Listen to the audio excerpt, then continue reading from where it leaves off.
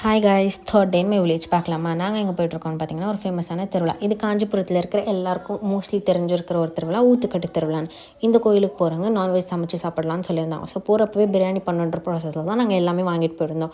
So first போனோடனே சாமி கும்பிடணும்னு சொல்லிட்டு எங்கள் பெரியம்மா பொங்கல் வைக்கிற ப்ராசஸ் பண்ணியிருந்தாங்க. பொங்கல்லாம் வைக்கிறதுக்கு எல்லாம் ரெடி பண்ணிவிட்டு பொங்கலும் பொங்கியாச்சு. அதுக்கப்புறமா இந்த சைடில் பார்த்தா எங்கள் பெரியப்பா வந்து வேப்பஞ்சேலிக்கு ரெடி பண்ணியிருந்தார். ஸோ வேப்பஞ்சேலி கொடுக்க போகிறவங்கலாம் எங்கள் பெரியப்பா கூட போயிட்டாங்க. நான் கொஞ்சம் ஊர் சுற்றலான்ட்டு எங்கள் அண்ணங்க கூட போயிட்டு ரொம்ப ரஷ் கைஸ், என்னால் வீடியோஸ் எதுவுமே எடுக்க முடியல. ஸோ அதனால் அந்த வீடியோஸ்லாம் நம்ம போஸ்ட் பண்ண முடியாது. சரி, பிரியாணிக்கான ப்ராசஸ் எங்கள் அண்ணன் எங்கள் அண்ணி எடுத்துக்கினாங்க. ஸோ அவங்க பண்ணுறாங்கன்னு சொல்லிட்டு ஃபஸ்ட்டு எங்கள் அண்ணன் கோழியெல்லாம் க்ளீன் பண்ணிவிட்டு அதை வெட்டி அவன் தான் எல்லா ப்ராசஸும் பண்ணி முடிச்சுட்டு பிரியாணி குக் பண்ணாங்க. இட் வாஸ் ஆல்மோஸ்ட் 2 o'clock நாங்கள் பிரியாணி சாப்பிட்ற டைமே.